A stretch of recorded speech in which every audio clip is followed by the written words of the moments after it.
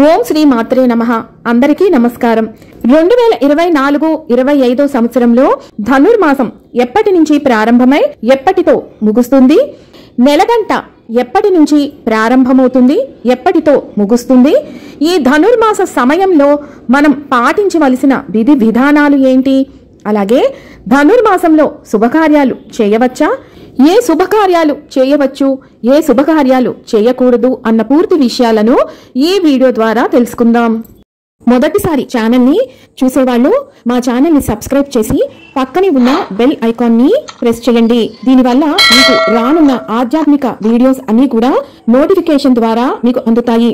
మా వీడియోస్ మీకు నచ్చినట్లయితే లైక్ చేయండి, షేర్ చేయండి.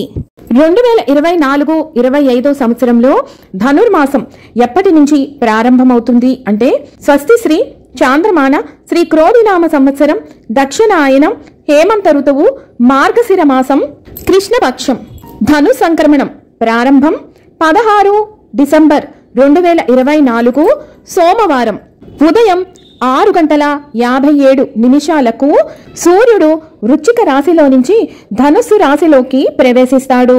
ఇలా ధనస్సు రాశిలోకి ప్రవేశించినటువంటి సూర్యుడు స్వస్తి శ్రీ చాంద్రమాన శ్రీ క్రోధినామ సంవత్సరం ఉత్తరాయణం హేమంత ఋతువు పుష్యమాసం కృష్ణపక్షం 14 జనవరి 2025 మంగళవారం రోజున పగలు 2:45 సూర్యుడు ధనస్సు రాశి నుంచి మకర రాశిలోకి ప్రవేశిస్తారు. దీనిని మకర సంక్రమణం అంటారు. అనగా ధనుర్మాసం 16 డిసెంబర్ 2024 సోమవారం నుంచి ప్రారంభమై 13 జనవరి 2025 సోమవారం భోగి పండగ రోజున గోదా కళ్యాణం నిర్వహించటంతో ధనుర్మాసం ముగుస్తుంది. 2024 సంవత్సరంలో మరి నెలగంట ఏ రోజు నుంచి ప్రారంభమవుతుంది అంటే ధనుర్మాసం ఏ రోజు నుంచి అయితే ప్రారంభమయ్యిందో అంటే 16 డిసెంబర్ 2024 సోమవారం నుంచి నెలగంటను ప్రారంభించి 13 జనవరి 2025 భోగి పండగ రోజున నెలగంట ముగుస్తుంది. 14 జనవరి 2025 మంగళవారం రోజున మకర సంక్రాంతి, అలాగే ఈ రోజు నుంచి ఉత్తరాయణ పుణ్యకాలం ప్రారంభమవుతుంది. అసలు నెలగంట అంటే ఏమిటి అని చాలా మందికి సందేహం ఉండొచ్చు. నెలగంట అంటే విష్ణు దేవాలయాలలో ముఖ్యంగా సింహాద్రి అప్పన్న ఆలయంలో గంటను కొడతారు. ఇది సుప్రభాతం తరువాత మోగిస్తారు. ఈ గంటను మార్గశిర మాసంలో మోగించిన రోజు నుంచి నెలగంట మొదలయ్యింది అని సూచన. ఈ నెలగంటనే ధనుర్మాసం అని కూడా అంటారు. అంటే ఇక్కడి నుంచి ధనుర్మాసం మనకి మొదలయ్యింది. ఈ గంట మొదలైన రోజు నుంచి భోగి వరకు కూడా స్వామివారి పూజలు అర్చనలు మాత్రమే మనం నిర్వహించాల్సి ఉంటుంది. ఈ రోజు నుంచే మనం ఇంటి ముందు ముగ్గులు అన్నీ కూడా గీతలతో కూడినటువంటి ముగ్గులను ప్రారంభించి దాంట్లో నెలవంకను వేస్తూ ఉంటాము. ఈ ధనుర్మాసం అనేది సౌరమానానికి సంబంధించినటువంటి మాసము. మనము చాంద్రమానాన్ని అనుసరిస్తాము. చాంద్రమానానికి అనుసంధానంగా మనం ఈ ముగ్గులలో చంద్రవంకను వేస్తూ ఉంటాము. ఈ ధనుర్మాసం అనేది సౌరమానం ప్రకారం దేవతలకు బ్రాహ్మీ ముహూర్త సమయం. ఈ సమయంలో మనం ఏ కోరిక కోరుకున్నా, ఏ అర్చన చేసి వరాలు అడిగినా దేవతలు ఇట్టే ప్రసన్నమై మనకు కోరికలు అన్నీ కూడా నెరవేరుస్తారు. ఇక ధనుర్మాసం ప్రారంభమైన రోజు నుంచి కాత్యాయని వ్రతాన్ని మనం నిర్వహిస్తాము.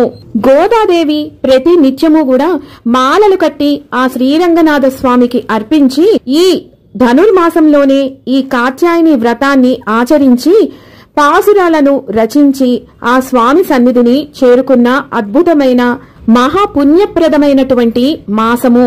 అంతేకాదు ఈ నెల రోజులు కూడా ఇంటి ముందు రంగురంగుల రంగవల్లులను దిద్ది దానిలో గొబ్బిళ్లను ఉంచి కన్నెపిల్లలు అందరూ కూడా ధనుర్మాస వ్రతాన్ని ఆచరిస్తారు.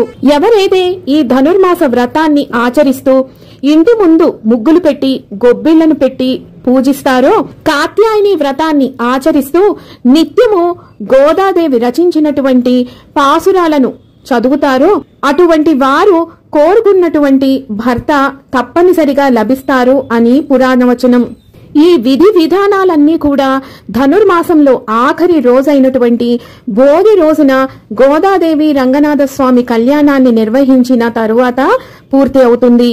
అంతేకాదు తిరుమలలో ఈ ధనుర్మాసం మొదలైన రోజు నుంచి సుప్రభాతానికి బదులుగా తిరుపావైని పఠిస్తారు. ఈ ధనుర్మాసం నెల రోజులు కూడా ఉదయాన తెల్లవారుజామున ఈ పాసురాలను పఠించి అమ్మవారికి స్వామివారికి కూడా కట్టు పొంగలిని నివేదన చేస్తారు. ఈ ధనుర్మాసంలో శుభకార్యాలు చెయ్యకూడదా? చేస్తే ఏం జరుగుతుంది అంటే, సౌరమానం ప్రకారం సూర్యుడు ఒక రాశి నుంచి మరొక రాశికి మారేనప్పుడు సూర్య సంక్రమణం అనేది జరుగుతుంది. సూర్యుడు వృశ్చిక రాశిలో నుంచి ధనస్సు రాశిలోకి ప్రవేశించేటటువంటి ఈ 30 రోజులనే మనం ధనుర్మాసం అని చెబుతాము. ఈ మాసంలో సూర్యుడు ధనస్సు రాశిలో ఉంటాడు. ఆయన గమనం చాలా మందంగా ఉంటుంది. అలాగే బృహస్పతి ప్రభావం కూడా చాలా తక్కువగా ఉంటుంది. ధనస్సు రాశికి అధిపతి బృహస్పతి. బృహస్పతి తన సొంత రాశిలోకి ప్రవేశించటం అనేది ఆ వ్యక్తికి అంత మంచిది కాదు. ఇది జరగడం వల్లే సూర్యుడు బలహీనపడతాడు. సూర్యుని ప్రభావం మందగిస్తుంది. అందుకే సూర్యుని స్వభావం వికటిస్తుంది. అలాగే జ్యోతిష శాస్త్రం ప్రకారం సూర్యుడు ప్రతి నిత్యము కూడా ఎక్కడా ఆగకుండా 7 గుర్రాలతోటి నిత్యము కూడా ఎంతో వేగంగా పయనిస్తూ ఉంటాడు. కానీ ధనస్సు రాశిలోకి వచ్చేటప్పటికీ ఆ గుర్రాల యొక్క శక్తి క్షీణిస్తుంది. అలసిపోయినటువంటి ఆ గుర్రాలను నీరు తాగించడానికి చెరువు వద్దకు తీసుకువెళ్లి అక్కడ గుర్రాలను వదిలేసి వాటికి బదులుగా గాడిదలను కట్టుకొని గమనాన్ని కొనసాగిస్తాడు.